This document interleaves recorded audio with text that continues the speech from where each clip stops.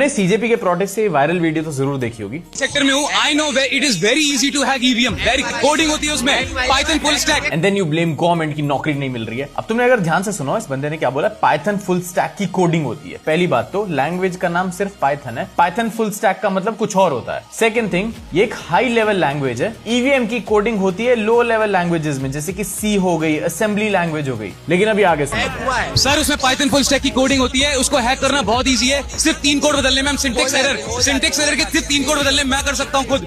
Syntax error के सिर्फ 3 code बदलने। फर्स्ट थिंग, सिंटेक्स एरर का मतलब होता है कि तुमने कोई कोड लिखा है और लिखने में ही गलती कर दी है, एरर। और अगर सिंटेक्स एरर है तुम्हारे कोड में तो तुम्हारा कोड रन ही नहीं कर सकता, यानी कि ईवीएम मशीन काम ही नहीं करेगी अगर उसमें सिंटेक्स एरर है, जो ये कह रहा है कि सिंटेक्स एरर ठीक कर देगा। सेकंड थिंग, इसको बस 3 लाइनें ही तो रीराइट करनी है, नहीं।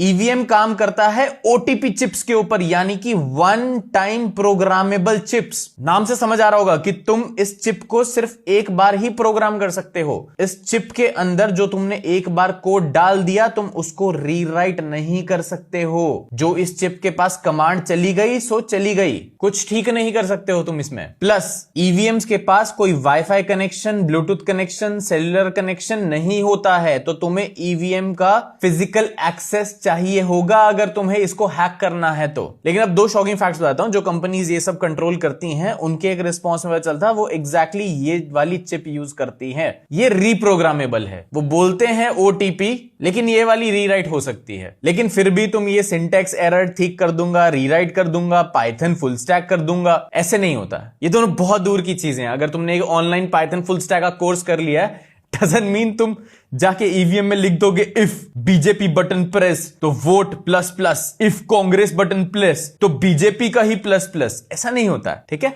सेकेंड थिंग, पॉलिटिक्स में अगर थोड़ा सा जाएं या किसी भी चीज में जाएं, जीतना इंपॉर्टेंट है। और जीतने के लिए अगर चोरी करने का किसी को मौका मिल रहा है तो वो कर देगी चोरी, तो तुम विश्वास भी मत कर लेना ऐसे। And all set.